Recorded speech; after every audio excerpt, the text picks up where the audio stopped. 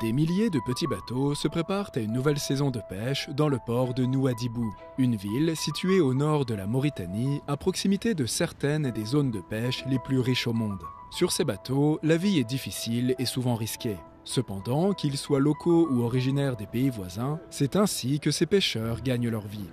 Once regular fishing reopens, these thousands of pirogues will set out from the Mauritanian coast. These fishers will be spending days at sea, risking their lives to feed their families and communities. Here in Northwest Africa, fish is essential. It provides food and jobs to countless people. But this natural treasure is under threat. What must be done to protect it? And how could Europe play a part? Ici, certains des poissons les plus demandés sont des petits pélagiques, comme la sardinelle. Il s'agit de protéines animales relativement abordables dont dépendent les communautés côtières.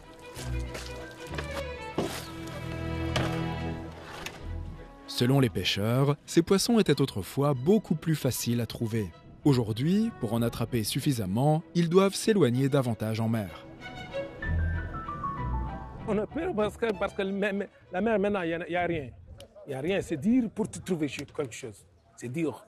Il y a beaucoup de choses qui gâtent la mer maintenant. Parce que les pirogues sont beaucoup, les bateaux sont beaucoup, le climat est très chaud, tout le poisson vient disparaître. Bon, tu consommes beaucoup de carburant, tu gagnes moins d'argent.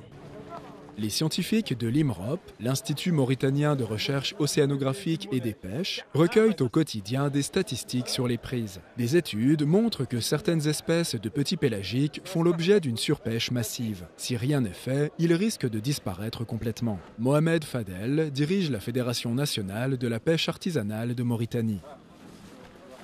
Notre plus grande crainte, c'est la disparition de nos ressources qui sont vitales. S'il n'y a plus d'aucun poisson, alors ça, c'est une grande catastrophe pour nous. Le changement climatique représente un défi. Cependant, selon les pêcheurs et les groupes de défense de l'environnement, un autre existe. Les navires industriels capturant de grandes quantités de poissons pour les usines de farine de poisson qui approvisionnent l'aquaculture étrangère. L'industrie a connu un boom il y a quelques années. De nouvelles usines ont stimulé la demande. Un bateau peut sortir du port à 8 h du matin, revenir à 14 h full, plus de 500 tonnes. C'est quand même surpêche, mais tout ça aussi, les causes quand même, ce sont les sociétés qui font la farine de poisson. Parce qu'eux, ils veulent quand même le maximum quand même de poisson, le maximum. Certaines usines ont depuis lors fermé leurs portes, tandis que d'autres s'efforcent de s'améliorer. Mauritania Pélagique, qui opère ici depuis 25 ans, affirme qu'elle s'est engagée dans la voie de la durabilité et souhaite montrer l'exemple. Elle se concentre sur les poissons destinés à la consommation humaine en utilisant uniquement les rejets pour la farine et l'huile de poisson. Les poissons de qualité alimentaire sont congelés, ce qui contribue à la sécurité alimentaire. Néanmoins, le directeur de l'usine affirme que tous les concurrents ne respectent pas ces normes. Les pénuries de poissons interrompent la production. Lors de notre visite, l'usine est calme. Aucune prise n'est arrivée depuis des jours. Les petits poissons, les poissons qui ne sont pas bons pour la consommation humaine, il est interdit de pêcher. On oblige toujours nos bateaux à pêcher du produit qui est bon pour la consommation humaine. Et pourtant, il y a des gens qui sont des mauvais élèves, c'est-à-dire des gens qui ne respectent pas les zones interdites et ils pêchent là-bas et ils font des pêches illicites. Pour préserver la santé des océans, la région a besoin de règles cohérentes concernant les autorisations de pêche, quand et où, ce qui doit être congelé et ce qui peut être transformé en farine de poisson. C'est ce qu'on appelle le plan de gestion. Comme l'explique Mohamed Ahmed Jeyid, chercheur à l'IMROP, aucun pays ne peut résoudre seul ce problème régional. La Mauritanie a mis en place, avec l'appui de l'Union européenne, un plan de management de petits pélagiques. Actuellement, dans la sous-région, il y a des tentatives de faire la même chose que la Mauritanie. Les mesures de gestion, comme les zones de pêche, les périodes des arrêts, les engins utilisés, toutes ces mesures doivent être harmonisées. Le plan de gestion est basé sur l'avis scientifique d'une équipe internationale d'experts. Il fait partie d'un accord de partenariat pour une pêche durable entre la Mauritanie et l'UE, conclu à l'issue d'intenses négociations en 2021. Sidi Ali Sidi Boubacar a représenté la délégation mauritanienne lors de ces discussions. On a négocié, on a pris en considération toutes les recommandations. Donc, il a consisté à préparer un plan d'aménagement pour les petits pélagiques, ce qui a été fait. Et je pense qu'il a donné aussi son fruit. Donc il y a actuellement un retour des bateaux européens, un retour d'autres bateaux, et il y a une disponibilité de ces poissons pélagiques en Mauritanie. Joaquin Tasso Villalonga, chef de la mission de l'UE en Mauritanie, a visité le nouveau siège de l'Institut de recherche IMROP à Nouakchott, la capitale du pays, une installation moderne construite avec l'aide de l'UE. L'accord est mutuellement bénéfique. L'UE soutient le secteur de la pêche en Mauritanie et, en retour, les navires européens peuvent pêcher dans les eaux mauritaniennes, mais uniquement les stocks excédentaires.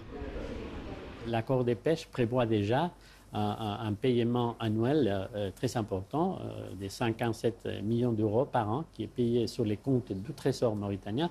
Et c'est ce paiement qui permet aux navires européens de pêcher dans les eaux mauritaniennes.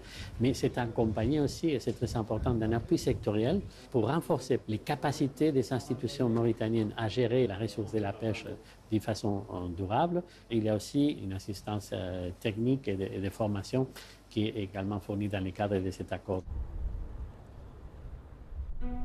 Le financement de l'UE permet de moderniser les infrastructures mauritaniennes telles que les ports, les navires des gardes-côtes, les laboratoires de recherche, les parcs naturels ou les marchés aux poissons. L'un des plus grands est le marché aux poissons de Nouakchott, qui s'étend sur 200 hectares dans la capitale du pays. Les petits pêcheurs y vendent du poisson frais, des crustacés et des mollusques. Il s'agit d'une source de nourriture vitale pour les familles de la capitale et d'autres régions de la côte. Cependant, le marché manque d'infrastructures adéquates. En l'absence de jetées pour les bateaux, le poisson est difficile à décharger, ce qui le rend plus cher. Les vendeurs et les acheteurs ont également besoin de meilleures installations, comme le souligne le directeur du marché. Entre 20 à 30 000 personnes quotidiennement fréquentent les marchés de poissons, ce qui crée des défis majeurs comme la sécurité, l'hygiène, la qualité. Ce nouveau poste de secours a été construit avec de l'argent européen. Il contribuera à résoudre certains problèmes en fournissant des soins médicaux d'urgence en cas de besoin. La pêche représente plus d'un tiers des exportations mauritaniennes et un quart des recettes publiques. L'industrie soutient jusqu'à 300 000 emplois directs et indirects. C'est un pilier de l'économie. Cependant, le partenariat avec l'Europe a un objectif clair. Alors que le pays gagne de l'argent grâce aux exportations de produits de la pêche, la population locale doit pouvoir consommer suffisamment de poissons à un prix abordable. L'objectif est de faire en sorte que la pêche reste durable pour tout le monde. Il faut changer aussi la mentalité. On pêche pour les besoins, pour la consommation, donc il faut que nous pensions à l'avenir. Aider les populations de poissons à se reconstituer et garantir une pêche durable, tels sont les meilleurs moyens de préserver la vitalité des océans pour les générations futures.